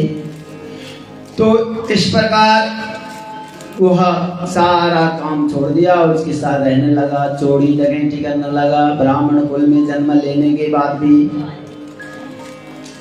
तो वहां पर एक दिन क्या हुआ कि संत लोग जा रहे थे चौमासा के लिए, तो संतों ने किसी ने रात को रुकने के किसी को पूछा, भाई कोई अच्छा सत्संगी हो, सनातनी हो तो हमने रुकना है। अरे पंडित जी का मकान है। अरे लोगों ने उपहास लिया, मजाक लिया। अब संतों को क्या पता गए तो वो तो बड़ा दुष्ट दुराचारी और चोरी करना रात में घर में नहीं था। जब उसके धर्मपत्नी ने देखा आए संत है, संत को खाली मोड़ना नहीं चाहिए। संत कहते आज हम यहीं पर खाना बनाएंगे रात को और प्रभु को भोग लगाएंगे ठाकुर जी को, फिर हम भोजन करेंगे, सुबह हम आगे जल पड़ेंगे। कहते कोई बात नहीं, परंतु हमारे घर में ना महाराज जी ठीक नहीं है और थोड़े स्वभाव उनका तो तीखा है। कोई गल नहीं, ऐसी बैठ जाने आसानों की लेना, ऐसे तो भोजन पाके सुबह चल लेंगे। तो सुबह आया चोरी करके, ओ हो साधुओं को कहता अरे तुम यहाँ पे कैसे आए, किसने इजाजत दिया। संत कहते अरे भाई हमने तेरे घर में भोजन किया है, हम तो दक्षिणा लेके जाएंगे। अरे हमारे से दक्षिणा बताओ, हम दक्षिणा देंगे तुमको। संतों अरे संत हृदय ने बनी, अरे संतों ने बड़े प्यार से समझाया, उसकी मत्ती फिर गई, हमें कुछ पैसे नहीं लेना पाई तेरे तो, ऐसी तो बस तेरा जो तेरे धर्मपत्नी के पेट में बालक है उसका नाम नारायण रख देना, बस यही दक्षिणा लेनी है। ओ कोई बड़ी बात नहीं, तो रख देंगे। तो रख ही दिया, संतों की कृपा हो गई। तो प्रत्येक बात छोटे बच्चों से कोई भी प्यार करता है, जिसके भी संतान 4 हो 3 हो 2 हो, छोटे से ज्यादा लगाव रहता है, उसका भी ऐसे ही था। जब उसको अंतिम क्षण में वो लेने के लिए आए तो उसने अपने बेटे का नाम लिया, यम के दूत आए काले काले, तो उसका बेटे का नाम लिया, लेकिन भगवान के दूत आए और बचा दिया यमदूतों से। सारा दृश्य देख रहा था उसने, यमदूतों से विष्णु के दूतों का संवाद उसने सुना। यमदूत कहते हम ले जाएंगे, विष्णु को दूत कहते नहीं भाई, ये तो हमारे मालिक का नाम ले रहा है, प्रभु का नाम ले रहा है, ईश्वर का नाम ले रहा है। तो यमदूतों को भगा दिया। यमदूत कहते हैं ये तो बेटे का नाम ले रहा है नारायण। विष्णु के दूत कहते हैं इसका बेटा तो अभी 2-4 साल 10 साल 20 साल 50 साल से हुआ होगा, नारायण तो अनादि काल से है। तो और नारायण के दूत भी बड़े भगा दिया यमदूतों को। यमदूत पे जाके वहां यमराज को कहते तो भाई तुम्हारी छोटी बर्दी लो, कल से हम ड्यूटी में नो हम नहीं जाते कल ड्यूटी में भाई, मुश्किल है, हम सोचते तुम बड़े हो। अरे वहां तो बड़े बड़े है, क्या हुआ बताओ। वो सारा बता दिया। नारायण नारायण कह रहा था, चुप रहो भाई, अरे ऐसे बोलोगे तो हमारे यहाँ पड़े है 10 20 50 ये भी 10 बार नाम लेंगे नारायण का, सब चल बसेंगे वहाँ। नाम में बड़े सकते 1000 पुत्र हुए, 10,000 ने 1000 पुत्रों को जन्म दिया। नारद जी ने उलझा दिया प्रश्नों में और उलझा दिया। 10,000 ने कहा, ओ नारद जी बड़े खुश हुए, अरे बहता पानी रमता जोगी, हमें तो क्या करना है, संत को एक जगह बैठना नहीं चाहिए। अगर एक जगह संत बैठ गया फिर ही तो मन की लालसा आशा आकांक्षा, तुम्हारा इतना बड़े बड़े भव्य 10-10 20 मंजिल के बिल्डिंग होंगे और गाड़ी पट्टन था वो ऊपर। अरे भगवान की भक्ति करना है। तो इस प्रकार यहां से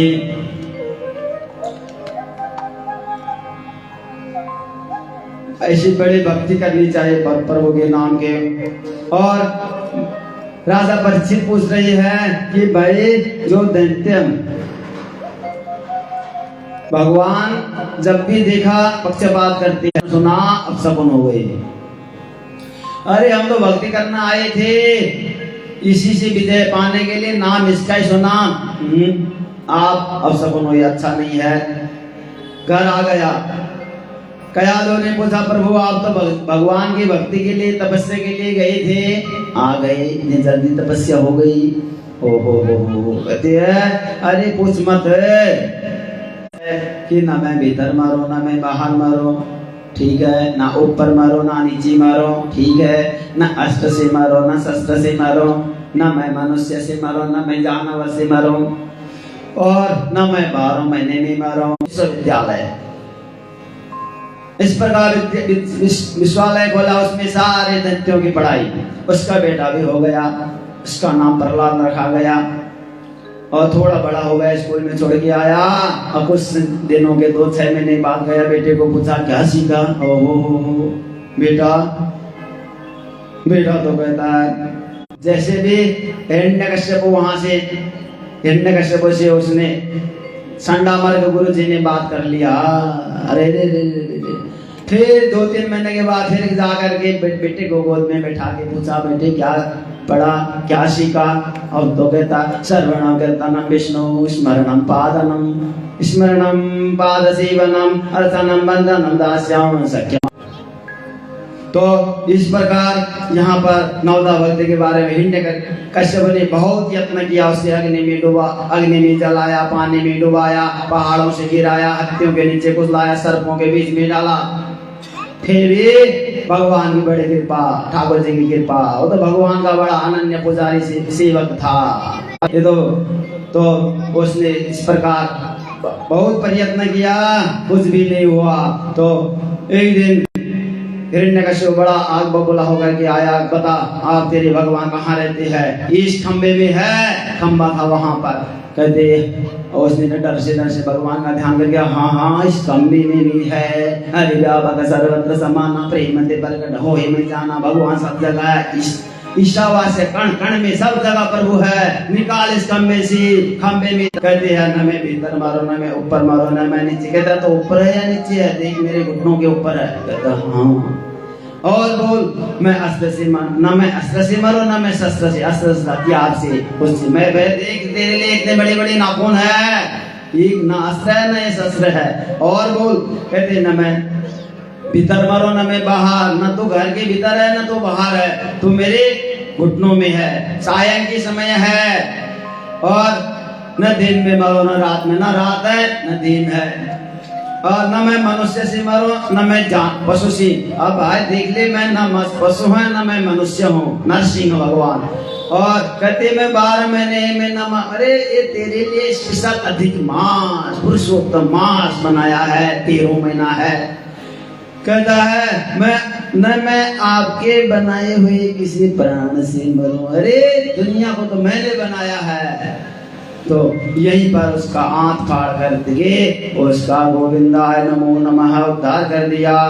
और भगवान का इतना विकराल रूप, अब इसको कौन साम सके, कुछ करे।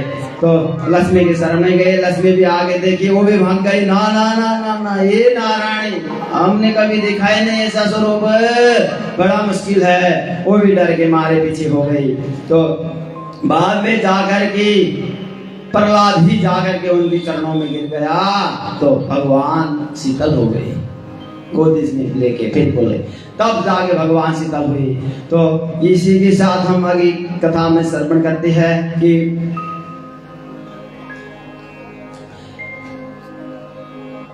गजेंद्र मुख से का पाख्यान सुनते हैं। गज तो सुखदेव जी कहते हैं जब भी संकट पीड़ा कष्ट होते हैं तो भगवान को याद करते हैं। दुख में सुमिरन सब करे, सुख में करे न कोई, जो सुख में सुमिरन करे तो दुख का कोई। एक समय प्रभु ने ग्रहा से का उद्धार के लिए अवतार लिया है। चित्रकूट पर्वत में गजराज अपने हथियारों के साथ स्नान करने के लिए गया था, और गर्मी का समय था, बड़ा सरोवर था, नहाने लग गई आपस में। नहाते नहाते हाथी का पैर एक ग्रहा ने पकड़ लिया। गरहा धीरे धीरे धीरे उसको नीचे पानी में खींचता है, लेकिन हाथी को कोई मतलब नहीं। अरे रे रे रे, इसको क्या पता मेरे पास 10,000 हाथियों का बल है, शक्ति है और मेरा इतना बड़ा वैभव परिवार है। गौर नहीं किया। जब जब उसका पैर नीचे खिंचता जाए, नदी में जब नीचे नीचे ना बल मिल जाता है तो नीचे, पहले तो ध्यान नहीं दिया, जब आधा डूब गया अपने बच्चों को कहा, अरे बेटो सरे संतान, अरे बच्चों मुझे बाहर निकालो। बच्चों ने बहुत अथक प्रयास किया, ओहो ना नहीं कर पाए। तो वो फिर बच्चे तो कहने लगे रहे, कहा पापा पिताश्री अब हम तो चल बसते हैं, हमारे बस की नहीं है। और हाथी ने उसे कहा, उन्होंने भी बहुत समय लगाया, फिर वो भी नहीं हुआ, सब चले गए। अंतिम क्षण में गजराज ने कमल का फूल लेकर के भगवान को पुकारा। भगवान गरुड़ारूढ़ होकर के आए श्री कृष्ण भगवान, और पहले तो गधा का उद्धार किया, उसके बाद हाथी का भी उद्धार किया। तो ये गधा कौन था? जो हाथी था पूर्व जन्म का, ध्रुम्न नाम का एक राजा था, और जो अगस्त्य ऋषि के अपमान से उन्होंने श्राप दिया था, और अगस्त्य ऋषि को अनदेखा कर दिया था उसने। तो इस प्रकार, और जो एक गधा था ये हो नाम का गंधर्व था। एक दिन देवल नाम के ऋषि स्नान करना करके भगवान सूर्य की अर्घ दे रहे थे, तो उस समय उनका पैर पकड़ के पानी जल में जा करके तो उनको डरा दिया। उन्होंने कहा जा, तो तुझे नदी में रहने का शौक है, जा तो गधा बन जा। तो देवल नाम के ऋषि के श्राप से वो नाम का गंधर्व ही गधा बना था। तो बड़े लीला है, बड़े कथा बड़े पावन है। तो इसी में हमें आगे चलती है समुद्र मंथन की कथा। सरस्वती में ही चलेंगे हम, समय बहुत ज्यादा होने वाला है। तो समुद्र मंथन हुआ, समुद्र मंथन के देवताओं के साथ और दैत्यों आपस में मिले। क्यों कैसे मिले? देखो, कभी सर्प भी पिंजड़े में होता है तो उसको बाहर निकलने के लिए चूहे से मित्रता करनी पड़ती है, प्यार से। तो इसी प्रकार देवताओं ने दैत्यों के साथ मित्रता करके समुद्र मंथन किया। मद्रांचल पर्वत के मथानी बनाए और वासुकी नाग के रस्सी बनाए और समुद्र मंथन का प्रस्ताव हुआ दैत्यों के साथ। दैत्य कहते हैं, भाई तुम लोग भगवान नाग के मुख की तरफ लगो, हम पूछ की तरफ लगो, हम मुख की तरफ लगते हैं। क्योंकि देखो मुख की तरफ लगेंगे, दिखता बड़े सयाने हैं। अरे ऐसे कैसे हो जाएगा, हम छोटे, हम लगेंगे मुख की तरफ। दैत्य कहते हैं, बुद्धि देखो, देवता तो ये चाहते हैं कि भाई ये मुख की तरफ लगे, क्योंकि जब मतना शुरू करेंगे तो गरम गरम उबा आएगा तो और मुश्किल होगा। जब इस प्रकार मतना शुरू किया, पहले तो वो मद्रांचल पर्वत जल में डूबने लगा, डूबने तो नीचे भगवान ने कश्यप भगवान का रूप धारण कर लिया। तो भगवान कश्यप रूप करके अपने बीच में बैठाया, और जब मरने लगे तो हो सांप के तो काले काले फुसकार आने लगे, दैत्य सारे काले हो चलने लगे। हो बड़े पछतावा कर रहे कि भाई हमने बड़ी गलती किया, स्वयं अपने पैर में कुल्हाड़ी मारा। देवता सही कह रहे थे, हमें कह रहे थे पूछ की तरफ लगो, हम नालायक है, अब करो। इस प्रकार समुद्र मंथन हुआ। समुद्र मंथन से पहले तो 14 रत्न प्रकट हुए। पहले कालकोट विष हुआ, जहां पर वो गिरी का सारा नाश कर देगा। तो कालकोट विष लेके भगवान भोलेनाथ किसी चरणों में गए। भगवान भोलेनाथ ने माता पार्वती से पूछा, और क्या करे, उनके हृदय में राम रहते हैं। उन्होंने उस जहर का पान किया ला करके मुंह में, और वहां करके बंद कर दिया, और उनका गला नीला हो गया। बोल नीलकंठ महादेव की जय। और इस प्रकार 14 रत्न निकले। कामधेनु गौ उच्च सर्वा घोड़ा ऐरावत हाथी कौस्तुभमणि कल्प वृक्ष रंपा अप्सरा लक्ष्मी वारुणी देवी चंद्रमा पंचजन्य संघ पारिजात वृक्ष देवी शिल्पी और धन्वंतरी भगवान, ये हमने एक क्षण में ही सुन ले। 14 अवतार हुए, 14 अवतार में भगवान अमृत का कलश लेकर के प्रकट हुए और अमृत के चक्कर में फिर देवताओं दैत्यों में आपस में होड़, वह अमृत कलश लेके गए, 4 जगह में घुरे, उन्हीं जगह में अभी कुंभ लगता है। हरिद्वार, इलाहाबाद, नासिक और उज्जैन, ये 4 जगह कुंभ लगना प्रारंभ तभी से हुआ। और इसी प्रकार बड़े कथा में बड़े आनंद आ रहा है। तो आगे भगवान के राम अवतार की ओर चलते हैं कि भगवान का बड़ा विकराल, बड़ा विशाल, बड़े अच्छे स्वरूप है। तो इसमें भगवान राम जी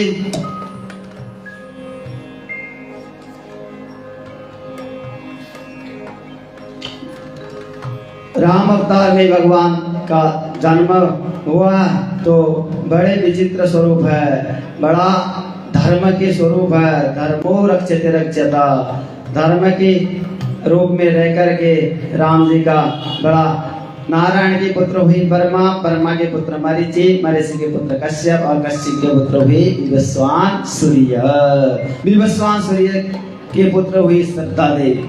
श्रद्धा का विवाह हुआ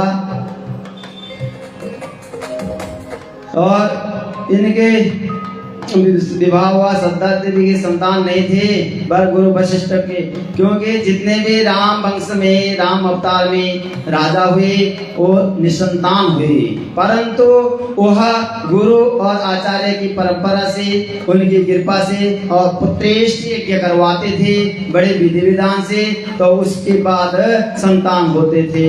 राजा श्रद्धा देव के पुत्र की इच्छा से यज्ञ कराया, लेकिन रानी के मन में पुत्री चाहते थे, राजा चाहते थे पुत्र।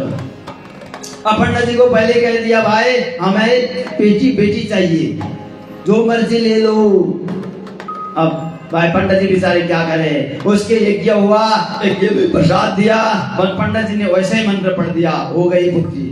अरे गुरु वशिष्ठ के पास गए, गुरु जी ये क्या कमाल हो गया, हमने पुत्रेष्ट यज्ञ किया है लेकिन संतान बेटी हुई है। भाई ये तो हमने तो भाई कुछ न कुछ इसमें तुम्हारी ही गलती होगी, ऐसे अनर्थ नहीं हो सकता। जब बाद में देखा तो उनकी पत्नी चाहती थे बेटी और राजा चाहते थे पुत्र, तो रानी ने जैसे बोला उसी प्रकार हुआ। और इसी वंश में बड़े राजा अमरीश हुए, बड़े एकादशी का व्रत करते थे, भगवान के ऐसे अनन्य पुजारी, अनन्य भक्ति करते थे।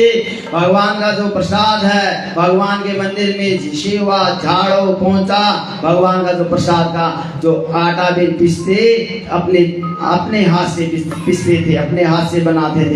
बड़े भगवान के अनन्य भक्ति, बहुत पूजा करते थे। और इसी वंश में आगे जाकर के राजा सगर हुए, सगर की 2 पत्नी हुई, सुमति और कुमति। और सुमति से लोह पिंड जन्म हुआ, काट के 60,000 टुकड़े कर दिए और भगवान की कृपा से वह 60,000 पुत्र हुए। और केसरिनी के एक पुत्र हुआ जिसको जन्म दिया था, उसका नाम था असमंजस। तो भगवान के बड़े भक्ति, बड़े पूजा करते थे। बड़ा इसी वंश में आगे जाके दिलीप हुए, क्योंकि जब ये राजा सगर के 60,000 पुत्र हुए तो भगवान कदम ऋषि का अपमान किया, तो ऋषि जब अपने समाधि से खुले तो एक क्षण में सारे भस्म हो गए। तो उनको उद्धार करने के लिए, मुक्ति दिलाने के लिए 3 पीढ़ी लग गई। दिलीप ने तपस्या किया, गंगा प्रकट नहीं हुई।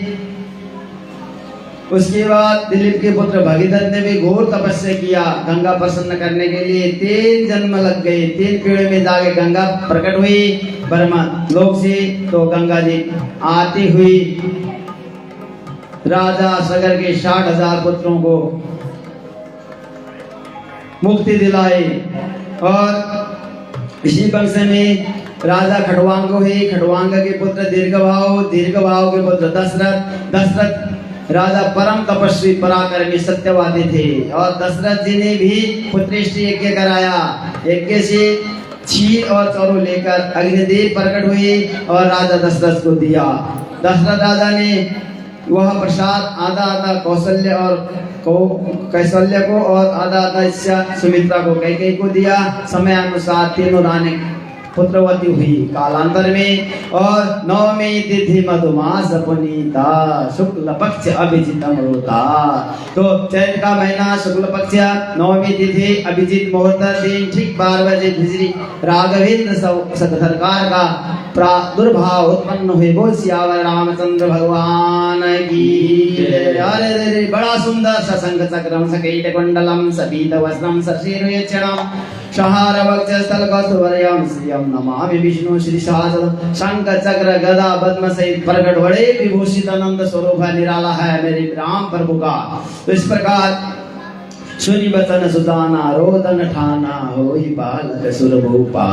तो बड़े अच्छे इस प्रकार राम जी ठीक दिन के 12 बजे आए सूर्य वंश में, और चंद्र वंश में भगवान ठाकुर जी ठीक रात को 12 बजे आने वाले हैं। हम नजीक पहुंच रहे हैं। और कौशल्य के पुत्र राम रघुवर, कैकेयी के पुत्र भरत और सुमित्रा के पुत्र भी लक्ष्मण शत्रुघ्न हुई। और दशरथ महाराज आनंदित होते हुए अवधपुर में आनंद के उत्सव मना रहे हैं। जन्मोत्सव की बड़ी बधाई देने वालों की बड़े ताता सैया बड़ी लाइन लगी है, बड़ा आनंद उत्सव मना रही है। तो इसी प्रकार सुखदेव जी ने राजा परीक्षित को संक्षेप में राम वंश की कथा सुनाई। और राजा दशरथ को गुरु वशिष्ठ द्वारा पुत्रों का नामांकन संस्कार कराया गया। रानियों द्वारा गुरु वशिष्ठ की परीक्षा भी ली गई। और गुरु रानियों ने वशिष्ठ की परीक्षा ली। विश्वामित्र राम लक्ष्मण को जनकपुर ले गए। शीत धनुष और राम जी से टूटा। राम सीता जयमाला हुआ। रघुकुल रीत सदा चल आई, बरु प्राण जाए बचन जाए। तो इस प्रकार विवाह में विलंब हो रहा था। तो राम जी झुके न लगे, तब लक्ष्मण जी झुके नहीं, तो लक्ष्मण जी आगे चरणों में गिरे। तो फिर राम जी को झुकना पड़ा भैया को उठाने के लिए। तो वहां पर जयमाला हो गई। तो सब विवाह संपन्न हुआ, सारे हर्षित खुशियां मनाने लगे। और सुखदेव जी कहते हैं कभी कभी अति खुशी भी ठीक नहीं रहती है, क्योंकि कोई नजर लग जाता है। इस प्रकार भरत शत्रुघ्न अपने मामा के घर गए थे। वहां पे मंथरा ने आकर के और दशरथ से क्या कह दिया कि कहाँ राम राज्याभिषेक होना था, कहाँ राम को 14 वर्ष का वनवास मिला। तो जैसे हो सो राम रचिला को करी तर्क बड़ा वैसा का होना तो वही था, प्रारब्ध था। इस प्रकार और बड़े आनंद के साथ राज्य चलाना था। वो चल बसी, क्या करे। और शुक्राचार्य कहते हैं कि तुम्हारा